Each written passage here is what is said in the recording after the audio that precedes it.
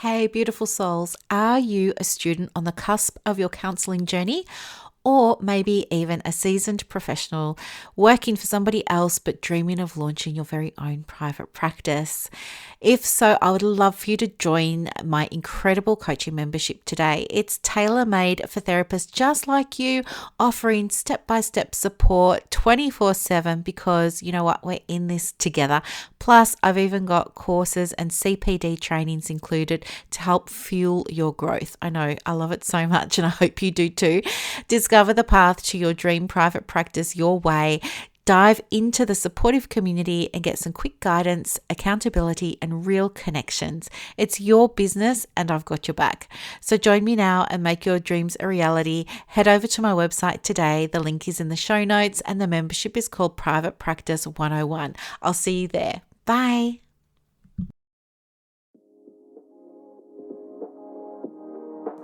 Hi, everyone, and welcome to the Private Practice with Soul podcast. This is the first podcast for counsellors that just don't align with the traditional approaches to business and that want to use their spiritual gifts, talents, and interests to create, you guessed it, a private practice with soul. So look, leave it to me to provide you with everything you need, including strategies that you can use to increase your income, reduce your workload, and of course, increase inquiries and referrals to your beautiful soul-led private practice. I love it so much. If you haven't done it already, grab your journal, grab your pen, and let's begin. Welcome to another episode of the Private Practice with Soul podcast. I'm your host, Brooklyn, and it is so great to be here because guess what? In case you're not in my world, you might not know this, but on Monday, so day after tomorrow, I'm running a free private practice workshop, and it was going to be just a Q&A, coaching call, webinar, sort of training thing from 7 p.m. till 8 p.m. on Monday night, the 8th of April. But then what happened is some people were saying, oh, is this going to be like a pop-up group like what you did last time? And I hadn't thought of it, but because there was some interest, I thought, okay, then we'll do that as well. So now it's gone from being a webinar on Monday night to now there'll be a training on Monday, Tuesday, and Wednesday, and that will all be in a very special pop-up group. And yeah, it's all going to be a lot of fun and very exciting. I'm so looking forward to it actually, because I really enjoy answering questions and being like a resource, like absolutely helping people. Nothing really gives me any more pleasure than helping someone and seeing them get a result. So I cannot wait. But needless to say, it's meant a lot of extra work because, again, if you know me, you know that I love to over deliver. So I've been busy here behind the scenes creating things to give to everybody who attends, and really trying to be intentional about making sure that the things that I'm giving are high value. So yes, I cannot wait. It's going to be so much fun. I've actually decided to let everybody into the group tomorrow morning, actually, so that they can all start to get to know each other and mingle and network with each other and all of those sorts of fun things. But yeah, we officially open the next day, which is the Monday. So if you have registered, I'm so excited that you have. Thank you. Well done. Can't wait to see you. But please do remember that you need to go into the Facebook group to get all of the details about when our calls are. And that's also where you'll be downloading all your free goodies that I'll be giving you. And yeah, I don't want you to miss out. So if you haven't done that, check your email. I will also send out an email tomorrow morning just for everyone who's registered. So do keep an eye on that. If you don't see it, of course, feel free to send me a little message on Instagram or Facebook and let me know, and I can absolutely send you the link to the Facebook group and you're welcome to join. So with that out of the way, I've got an interesting topic for you today because this actually happened, hashtag real life. I am going to put this on my Instagram at some point, but to be honest, I haven't had 5 minutes to scratch myself because I've been trying to get everything ready for the 3-day workshop now. But I certainly will. What screenshot am I talking about? Okay, let me tell you. I'm just going to bring it up now while I'm talking to you so I can read it out. But yeah, you'll be able to see it at some point if you go over to my Instagram, which is at the Private Practice Coach. I can't see it. I've got that many screenshots on my phone from all the things that I'm wanting to share. Oh, no, can't see it. I may have saved a copy on my computer, but whatever, I'll find it and I'll share it on my Instagram. But the thing was, we talk about people pulling each other down and tall poppy syndrome and stuff like that. Well, I run this free group. So if you don't know, I've got this free group. It's called Counsellors Connect Australia. It's run online on Facebook and it's for anybody who's doing counselling, okay? So counsellors, psychologists, social workers, any therapists that might also consider themselves counsellors and who are working in a counselling capacity, absolutely come and join. One of the questions I have when you come along to the group is I say in my join up questions, hey, do you know what? I really love to give free things out to everybody who's in the group from time to time on private practice. If you'd like to receive them, great. Let me know your email address. Now, this person wrote this whole thing. I'll see if I can find it. Wrote this whole thing and it didn't even make any sense. Obviously off on a rant or something. And the scary thing too is this person, because I checked out the Facebook profile, but this person is also, oh, come on, open up, a therapist. Would you believe that? Let me just have a quick look here. I'm just having a quick look at my screenshots. Yeah, so anyway, here we go. I've got it. Yeah, listen to this. Okay. So my join up question is, I really love to send freebies like supervision journals and therapy worksheets and things like that to my members. If you'd like to receive them, which email address would you like me to send them to? And this person literally wrote, and I'm just going to read it out. It doesn't make any sense, but I'm just going to read it out word for word. This is his words, not mine. Oh my gosh, I'm sure you would not like to receive any more spam from me. This is certainly not my bag. Your email address, like mine, is private, and the last thing I want is more emails to ignore. Interesting. And then the second question that I've got says, if you're interested in starting a private practice, you might want to check out my private practice membership. It's $7 a month to join. You can click here to read more about it. He says, your program is cheap.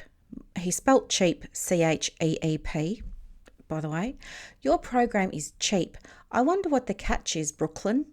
As Will Anderson would say, and then all in capital letters with exclamation marks, scam, spam, spam. I mean, WTF. Who even writes like this? And then my very last question is, do you agree to the group rules from the admin?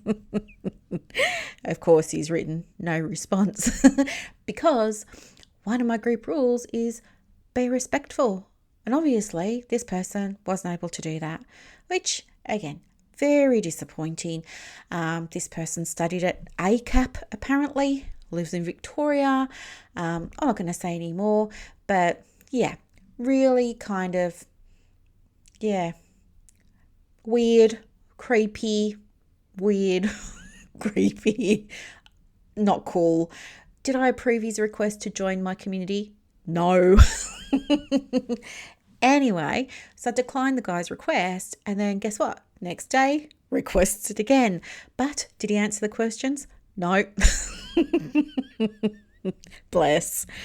Now, I thought this was helpful to share because I haven't actually shared any of my hate mail before or any of my trolling stuff, and I'm sure plenty of you have seen it, but I've never actually spoken about it. But I think it's worthwhile to do so because I know that as some of you are growing your practices and you're thinking about marketing and stuff like that, you're also worried, like, what if somebody writes stuff like this for for me? I want to show you first of all. It's only words on a screen. It doesn't mean anything, right? Some people are just keyboard warriors. Okay. Now, I'm obviously not going to be the only person that this guy speaks to in this way. He's obviously been speaking to people in this way for a while. I mean, he's pretty confident with how he writes, even though his spelling's up the creek and he's got really poor grammar. And why on earth is he quoting a comedian?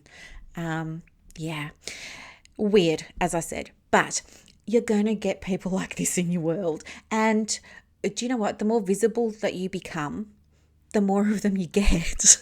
It's just like a numbers thing. It's going to happen.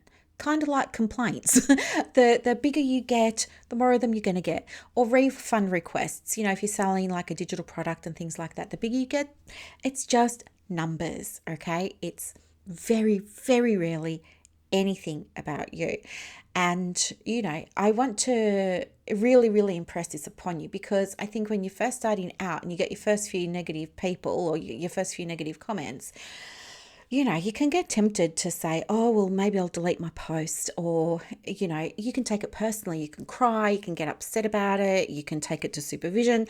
You can take it to your partner and your friends and your loved ones. You can, seek comfort and assurance and all those kinds of things. But it is hard, and the other thing too is that I also want to share with you, and this is something I've mentioned before, but for those of you who are new to the podcast might not have heard this, a scientific fact that anytime you're emotionally hurt, the same part of your brain lights up as if you'd been physically stabbed. We know this from the MRI studies that have been done. So if you see a negative comment by someone, or someone's just being rude, or they're being malicious or nasty, or they've got a bee in the bonnet about something and they're choosing you to be the person, understand that it's okay and it's normal for you to have a response or a reaction, okay?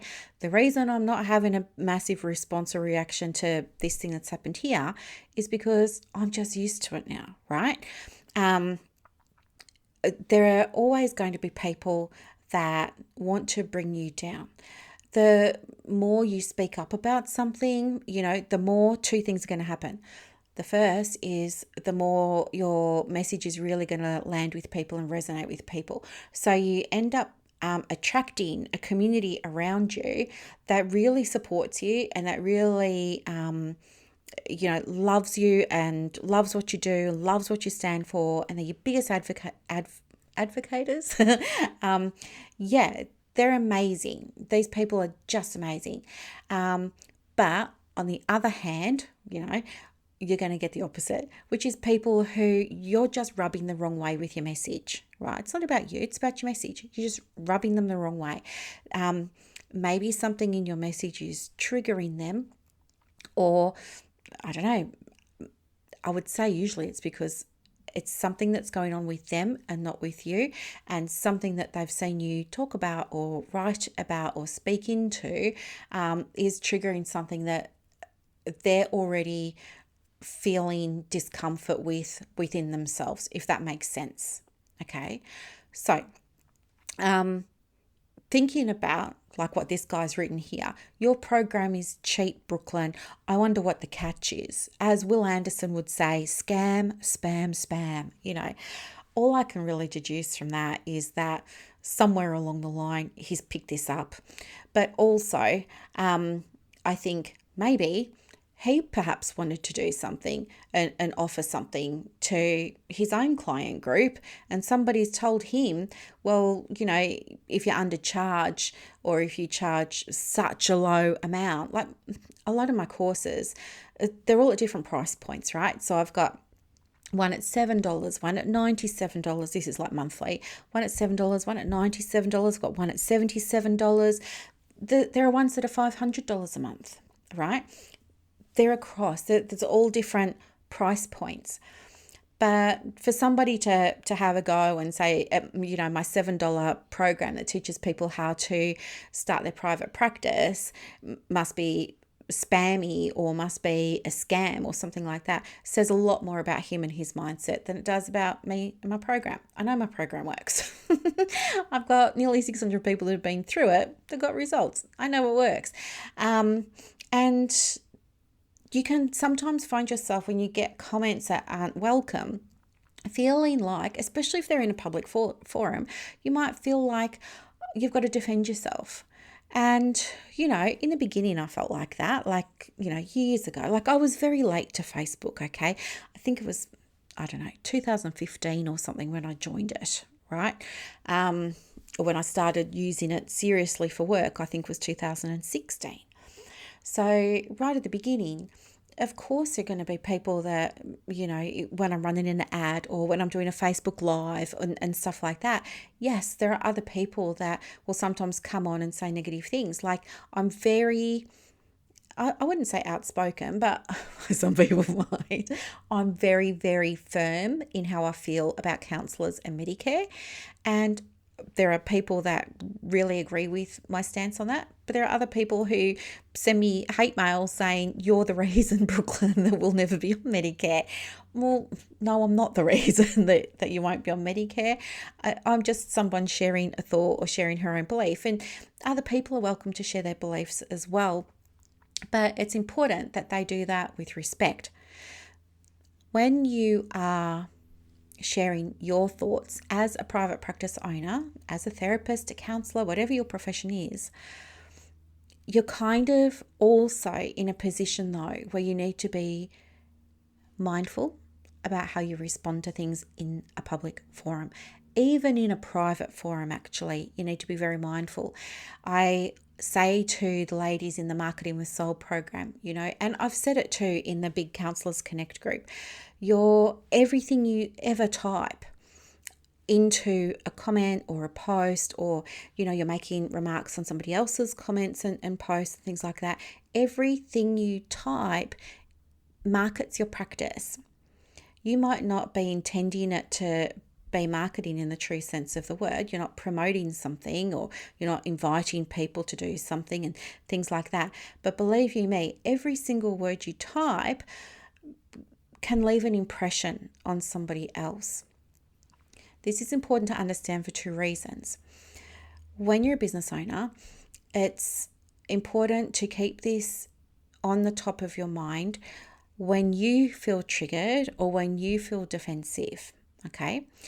Because what will happen is, if people see the way that you respond and you're responding negatively, or you're getting caught up in the other person's vitriol and you're getting swept away in it and it's all becoming very emotive and things like that, what's going to happen is people will see that you're kind of on the same level as the person who started it.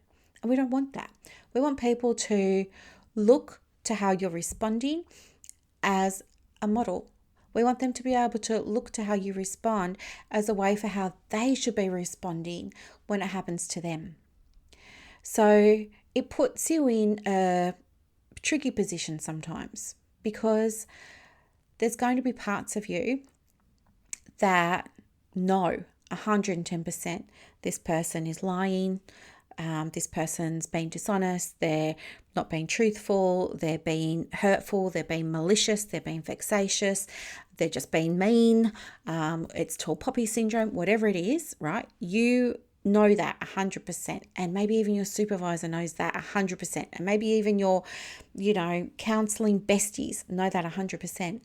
But you always must reply from a higher perspective, meaning you always have to be very professional in how you reply, because people will be watching, okay? The way that you reply will tell people whether or not you're someone that they want to work with or refer clients to or not. So before you pull out your device and you start typing back to this person, take a day, give yourself 24 hours, because you're going to be emotional perhaps. I want you to sleep on it, we all feel better in the morning after we've had a sleep and we've had time to think and process and calm ourselves down. What I would suggest is give yourself some space. Talk to whoever you need to talk to calm down and get some support. Talk to a girlfriend or something like that. Calm yourself down and maybe then draft a response. And even perhaps get somebody else to read your response before you post it. This is so important. The other thing that I learned from one of my coaches, and I've never, ever, ever, ever forgotten it, is even if somebody's being a complete creep or weirdo or they're writing horrible things about you, always, if you're going to respond, but you don't have to, if you choose to, if you're going to respond, do it in a way that lets them save face. Okay? Do it in a way that lets them save face. When you do this, it calms down everybody else who might be reading and watching, because they will. People love this sort of drama in communities and threads and stuff like that. So people will be watching, but it will calm everyone down, and it just asserts your position as the go-to, as the professional. You're the one here who's stable and calm and all that kind of stuff. Plus, you just look like a nice person because you've been able to handle things in a way that was so professional. And that's what you really, really want. The converse or the flip side happens for the other person. As soon as that other person writes something that's not very nice, that is marketing them and it's marketing their practice. And straight away, other people in the community will say, oh, I'm not going to talk to that person. Oh, I'm not going to send a client to that person. Oh, I don't like that person's tone. Oh, I don't like their style very much. Oh, I better be careful what I say because of this person, right? So they will do themselves a disservice. They will harm their own reputation. They will harm their own practice. They will experience like drops in referrals, because you and I both know that outside of your website, the place where you're going to get most referrals from for your private practice is other counsellors. So they've just shot themselves in the foot there. Okay? So please don't ever take things as personal. More often than not, this is coming up, this person's behavior is happening as a result of often their own inability to self-regulate their emotions. Okay, so we want to treat them with, just like you would a client. If your client was having trouble, and was feeling dysregulated, how would you handle that? You're going to calm them down first. You're going to give them some space first. You're going to, do you know what I mean? Treat them like that, understand from that perspective, and that will help you get into a mindset of compassion, right? Once you're in that mindset of compassion, your anxiety goes, your anxiety evaporates, and you can deal with things from a better state of mind, okay? So this is something that I think can really help you, especially because there's so many of you now are in a growth stage of your practice. So people who went through Private Practice 101 when it first opened 2 or 3 years ago are now, are coming to me saying, oh, I think I'm ready to hire my first subcontractor, or should I hire an employee? And so now we're working on things like this. So if you're in that sort of cohort, if you're in that stage and you're starting to grow, I just want you to understand these things can happen. Please remember, don't take them personally. Understand that it's a reflection of what's going on for the other person, okay? And also, sometimes people behave like this with you or with me because they know that we're not going to embarrass them in public, right? We know that we're not going to belittle them. We're not going to talk down to them. We're not going to pull them up in front of everybody else, right? We're going to do that privately. We're going to have a private message with them away from everybody else. We're going to remove them. We're going to remove them from the class. We're going to talk to them in the corridor. We're going to have that conversation with them privately so they feel very safe being horrible, because they know that there's not going to be any public repercussion, okay? So understand that, because I think too it helps you with your mindset when it comes to dealing with this kind of stuff. The other thing that I wanted to share with you too is, you don't have to be on social media. You don't. In fact, the number of private practices that are using social media successfully to get clients is minimal. There are a lot of, and there's reasons for that. The main reason is because there are private practice owners and counsellors and therapists who use social media with the intention of getting clients, but they don't know what they're doing. They're posting. Somebody said to them that they need to post, and so they'll put up a post, and maybe they'll put a logo on it, or maybe they'll use a brand colour on it, but they don't actually know how to post. They don't have a strategy. They don't understand how it all works. So they're just kind of posting, and then they'll say, oh, well, I'm marketing on my Facebook and my Instagram and stuff like that, but I'm not getting any clients. It's just because they didn't learn. But for those of you who did learn and your audience is growing, just understand this is often a numbers thing, okay? And it's not bad. The other thing that I want to share with you in terms of how to respond when these things happen in a public forum, let's imagine, for example, you had an Instagram post that was a bit controversial, which is what you want to do. By the way, don't ever be afraid to put up something controversial because, again, it's going to attract people to you. Some people that have never heard of you before will find you, and they're going to come into your space. They're going to say, where have you been all my life? And they're going to follow you, and they're going to stay with you, and they will become clients. Other people are going to get off the bus and say, oh, she's off on a tangent, or she's going down a different path, or something like that. It doesn't align with where I'm at the moment. I might come back to it in the future, but for now I'm hopping off the bus. They'll get off the bus.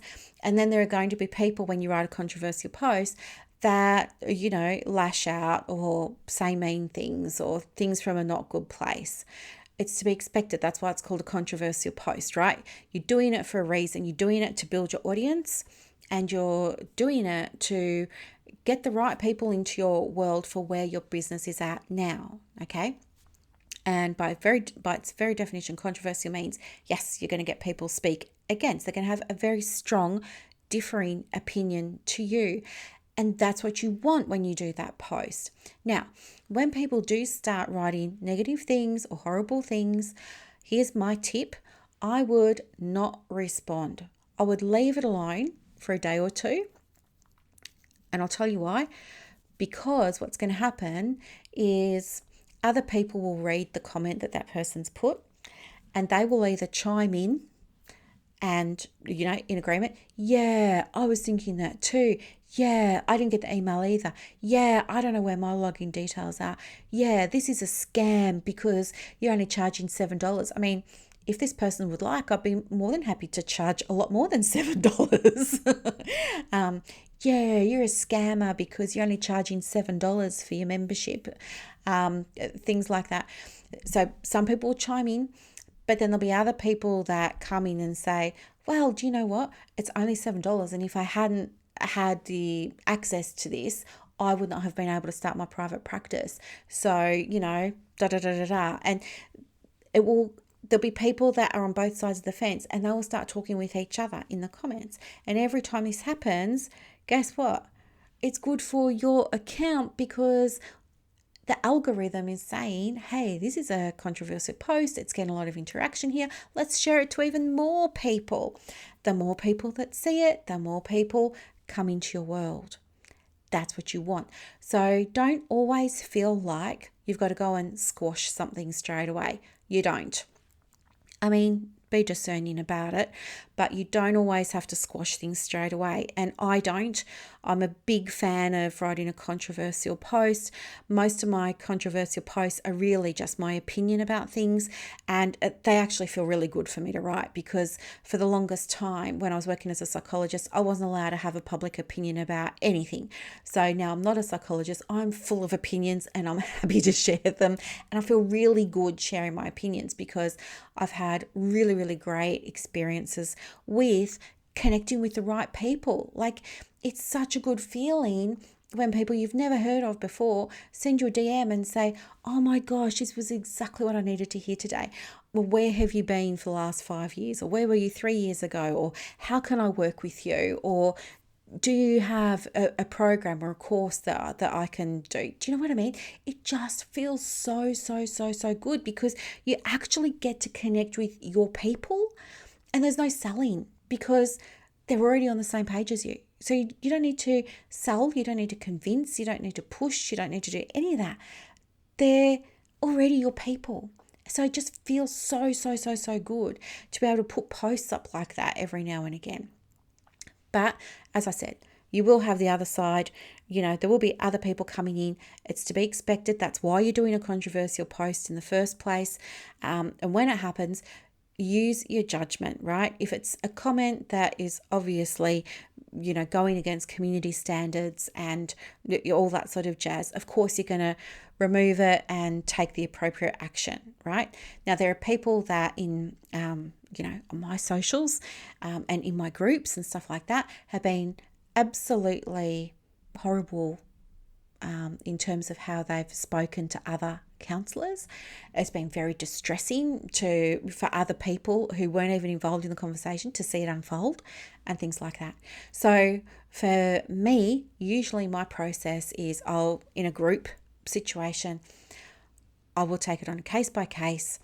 If it's something that could have gone either way, I'll give them a chance, I'll give them a warning, and then I'm going to keep an eye on everything.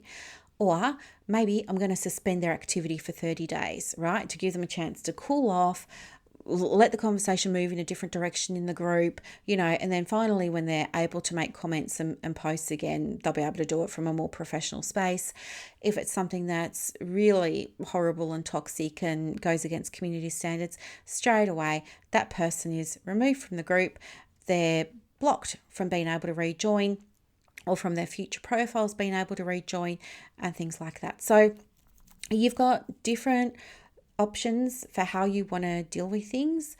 It's always up to you. I mean, I never want to be removing people from groups, and I certainly never want to be blocking people or deleting posts.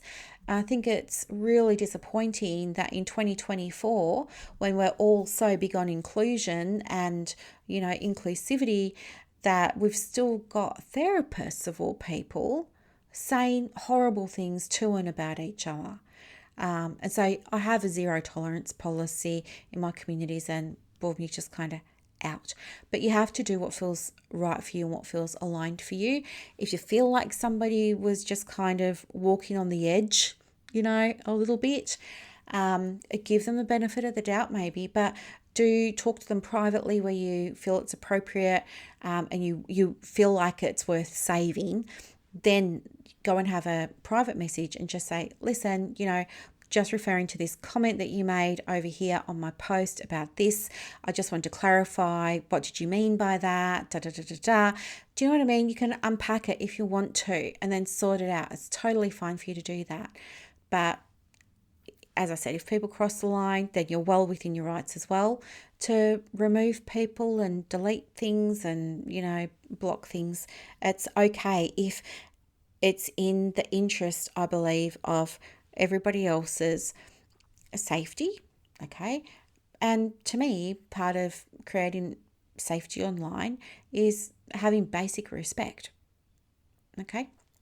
So I just wanted to share this with you today because, as I said, I know so many of you that have gone through PP 101 are now in year 2 or year 3 of your practice, and your practices are growing and your visibility is growing and all that kind of stuff. And I just wanted to share this with you so that you would have some support and an idea of how to handle it when it happens, because unfortunately it's not really discussed that much, is it? It's not really discussed that much. So yes, this is the discussion. But if you have any questions about it, or if you need someone to talk to about it, of course, please go and talk to your supervisor. If they're not available, or, there's some other thing going on there and you don't want to discuss it or can't discuss it with them, feel free to message me. I'll be more than happy to be a space and give you some guidance on if something's come up for you, how you might want to handle it. I can certainly give you some consultation around that, or some coaching around that if you prefer, and go from there. Yeah, So that's it. Oh, and I just thought too, the other reason that I've got a $7 version of my program is because, well, what's the easiest way to say this? I understand what it's like to be broke. That's it. I said it. I understand what it's like to be broke. I know too that we've got cost of living issues, and that's why I created it. So I made it over Christmas. I have a program, it's Private Practice 101. So it's a proper program, but it is $97, right? It's a 12-month course. It's $97 a month, unless you pay it in full, in which case it's $970. Then you get 2 months bonus, like free, whatever. But I know not everyone could afford that $97 while they were just starting out. And there were people that were needing guidance on, well, how do I get started in my private practice, given that I don't have clients yet and I can't afford this $100, well, less than $100, but I can't afford that right now. And that's why I made it. And you know what? It actually felt really good for me to be able to make it and just charge $7. Because the other thing is, as you are probably aware, you know, I wasn't wealthy growing up. Like, we struggled financially growing up, and while into my 20s, like struggle, and yeah, missed out on so much stuff. And I really just think that had there been something available to me back then when I was first starting, that was affordable, like I can absolutely afford a cup of coffee a month, $7, no problem, that could help me, I would have jumped at the opportunity. And you know what? I would have had a successful private practice a lot faster, because I would have had access to the knowledge that I needed, the education. Because the reality is, like, when you go and you study, you only learn about your profession, but you don't learn about the business side of running a business. And that's where things get sticky, and that's where people fall over and stuff like that. So yeah, that's why I have a no frills mini version. Okay, there's no, big coaching calls in there and all these monthly trainings, and there's nothing like that. It's just really a very basic, stripped back version of the proper program. And it's there as a way of helping people who just need a leg up at the moment, rather than them not have any help at all, or be relying on, the free advice that we get in our online communities. Because this is the other thing, as a private practice coach, some of my work, probably about half of my work, is undoing the damage that's done when people implement other people's suggestions from the free Facebook groups. Just because you put a question up saying, hey, what's the best way to market my practice? And everybody says, oh, you should be on Instagram and have your Facebook, and have you registered with Talked, or have you thought about going on BetterHelp, and da-da-da. So you go away and you do all these things. Just because they're given advice doesn't mean they know what they're doing. It might not even be working for them. You don't know what their numbers are like. You don't know how many bookings they've got. You don't know how much traffic they're getting to their website. So why on earth would you take their advice? And what happens is people take on the advice and they end up doing all of the things, and they do them badly in terms of conversions, like nothing's working. That's what I mean by they do a lot of things, like they'll be on Instagram, Facebook, Psychology Today, posting in local community groups, posting on pages, having a podcast, having an email newsletter, doing the website. Do you know what I mean? All these things, they'll be doing all of these things and just spreading themselves so thin that they're not doing any one thing well enough for it to work. And they say, marketing sucks, I don't like it, it doesn't work, I'm no good at it. It's not about that at all.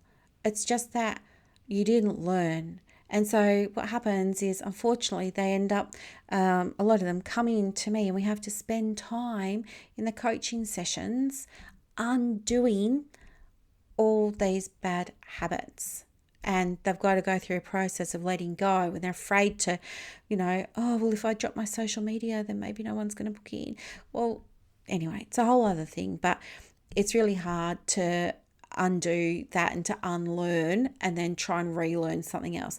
It is much better if you've got no idea about business to just straight away, boom, pop yourself into a little course that's going to show you exactly what to do.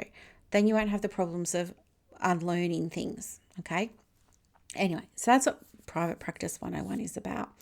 So anyway, I should probably get going now because I've been out with my sister and my nephews today. We went for a lovely drive down to Sorrento. It was really, really, really, really nice. And I got a chocolate cupcake that was gluten-free. I'm not a gluten-free person, but just the chocolate was called a gluten-free one. And it looked so, so, so, so good. And anyway, I ate it in the car on the way back and it was so delicious. I really loved it. But now I've got to go and finish making some of the goodies for the private practice workshop because I want to get them done. And then I've got to take Buddy for a little walk if it's not raining, because it looks like it might be going to rain soon. And yeah, and then I'll just settle in for the night. I'm kind of getting into YouTube at the moment. I've never really used YouTube for watching shows before, but yeah, I'm learning how to find shows that have full episodes and everything. Could be something really interesting. You should see some of the stuff I'm finding. But anyway, thank you so much for listening. I hope that this was a helpful episode. If people are going to talk trash about you, there's nothing you can do about it. It speaks more about them than it does about you.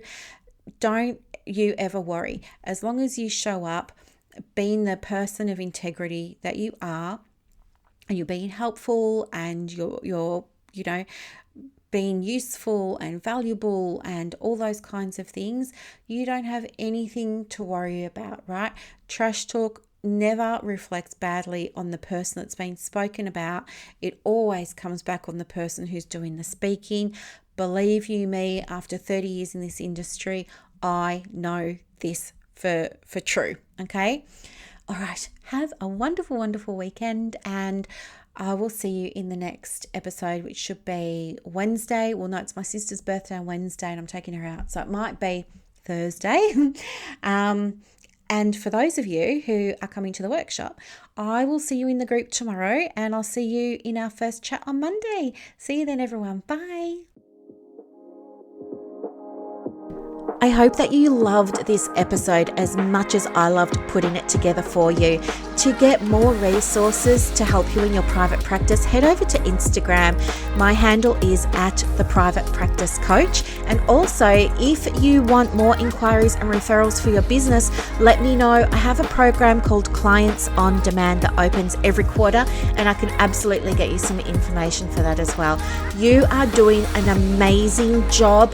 Thank you for sharing your gifts with the world. Bye.